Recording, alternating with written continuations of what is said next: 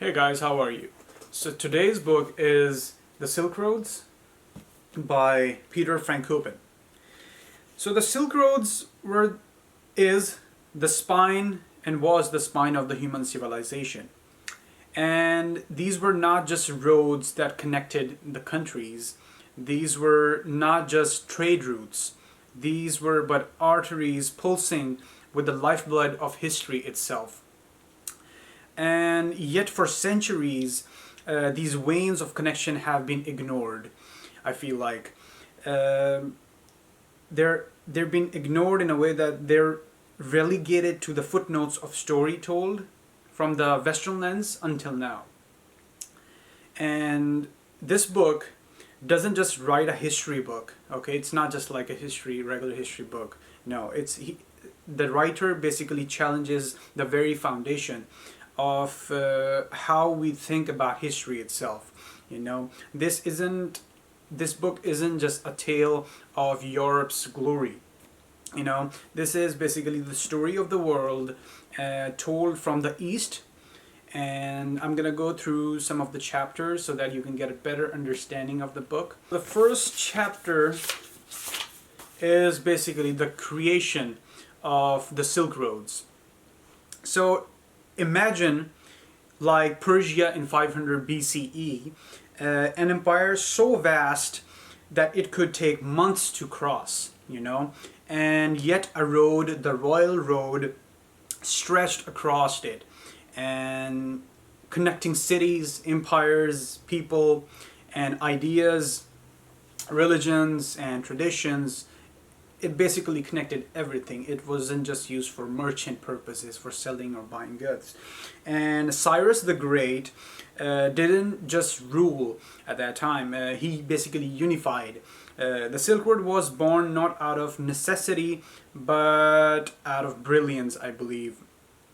And it was sort of a web that would grow, spanning continents, and this was basically only the beginning of how the Silk Road would look like in the coming years. And this wasn't just about goods, This was about power, this was about influence, this was about ambition. This whole process of the Silk Roads. And because of the Silk Roads in the second chapter, which is the road to faiths, it talks about how religion and traditions moved from one continent, one city, empire to another. So at that time, religion wasn't just preached; it sort of traveled through the world. Along the Silk Roads, ideas didn't just move; they sort of transformed. Buddhism reached China, Zoroastrianism influenced Judaism, Christianity spread east, and the Silk Roads weren't just highways. They were pumping veins of spirituality and coursing through the divine purpose of people, I guess, like people communicated in a way. They traveled and they shared a lot of stuff, their culture, their traditions, and their religion. And somehow nowadays everything is intermingled in a way that from one culture, one tradition also exists in the other tradition and culture. And the writer doesn't just tell us that faith spread because of the Silk Roads. He shows us how it also changed. It also evolved in a way that cultures didn't just collide, they blended, creating something entirely new. The chapter comes The Road to Christian East. Then it talks about that Christianity, we think of it as totally Western, right? Rome, cathedrals, and the Vatican. But in the East, in Armenia nation, in Armenia, Ethiopia, Persia, Christianity was growing, evolving at that time, at that period, and evolving and spreading. And did you also know that the Armenia was the first nation to adopt Christianity as its official religion in 301 CE? If I'm not wrong. If I'm wrong, please correct me. This wasn't the Rome we know, basically. This was a Christianity deeply intertwined with Eastern identity, Eastern politics, and culture.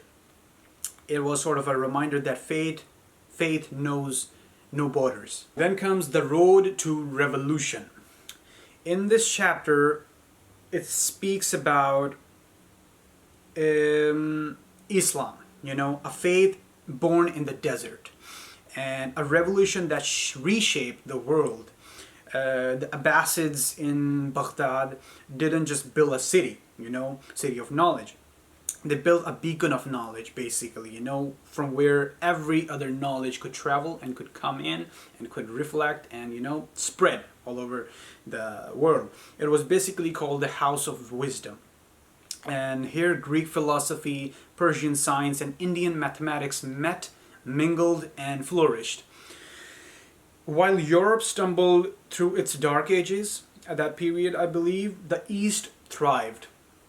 A golden age driven by the very roads that carried its ideas. So comes the road to gold. So gold, spices, silk, these were luxuries that turned the Silk Roads into a gilded pathway. And this wasn't just about wealth, this was about dependency. The Silk Roads didn't just carry goods, they sort of carried desires also. And then after a while comes the road to hell, the chapter. In the chapter, Mongols are mentioned, the brutal and unstoppable force. The Silk Roads ran red with blood, but here's the paradox of this situation, that they also revived these roads, because they were an empire also. They had to buy and purchase also. The Mongols ensured safe passage for traders, for creating a global network of exchange, controlled by them obviously, but destruction and creation hand in hand took place. And they also acknowledged that how important that Silk Roads were. And they called it the Yam system. Then comes the road to heaven after the road to hell. It talks about the Renaissance, a European triumph, The ideas that fueled it, the mathematics, the medicine, the philosophy, they came from the East, from Baghdad, from Samarkand, from the Silk Roads. Without the East, there would be no Renaissance. I believe that an idea takes place in one part of the world and it travels and it evolves. So there's no way you can bound an idea to a certain land or something. Yes, there is an origin, but how it becomes as a final product, there's no way of understanding how much it traveled all over the world and it became that particular thing in the end. So this wasn't just European genius alone. This was the world's wisdom flowing westward. And then comes the road to riches. So Europe didn't just wanted to trade, it wanted to dominate.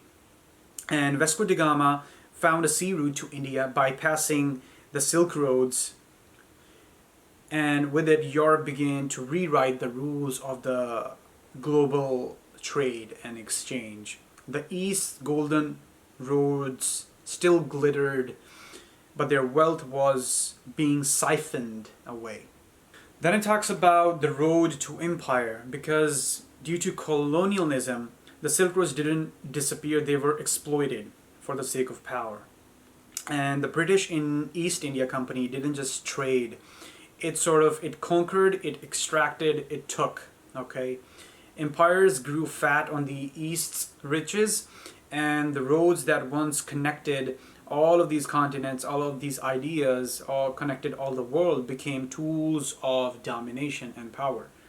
In the other chapter, it's the road to genocide. So the writer is taking us through history by using the Silk Roads bit by bit with the major events that took place and changed and tampered with the Silk Roads. So in this chapter, the writer says that it mentions the really difficult events leading up to the Armenian genocide during World War One, and the chapter is drenched in history's darkest moments.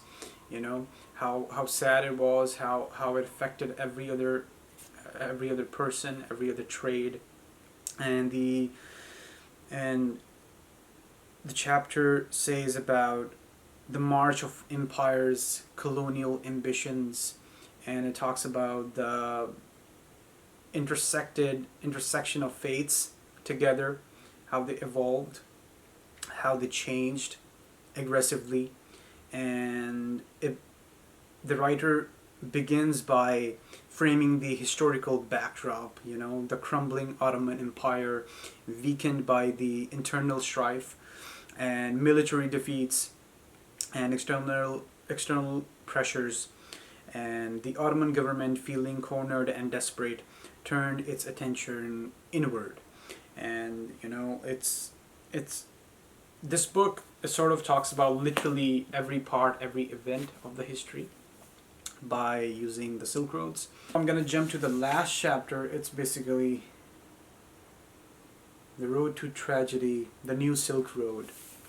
So in this final chapter, it is concluded that, you know, the Silk Roads in some form have returned after all the tragedies it has gone through, after all the wars it has gone through. It still exists, and only this time they are digital and economic rather than physical in the current days. The writer also discusses China's Belt and Road Initiative and the re-emergence of Asia as a central economic hub into the market, and how a reflection on how global power is once again shifting eastward. And as China invests heavily in infrastructure, trade routes, and cultural exchanges, attempting to revive the ancient pathways of the Silk Roads that connected the East and the West. So this book also has a second book. The writer has a second book. It's called The New Silk Roads. I will also do a video on that. But yeah, that is pretty much it regarding the book. It's a brilliant written book. It talks about really major aspects of history, and you guys would love it. And do let me know if you guys get it and you love it, and if there are other books that you would like to want me to buy and talk about. Do let me know that too. And if I was wrong in any, you know, like historical events, dates, and all of that, please do let me know also. I would love to learn from you guys also. And I guess that is pretty much it. And have a good day, and see you next time.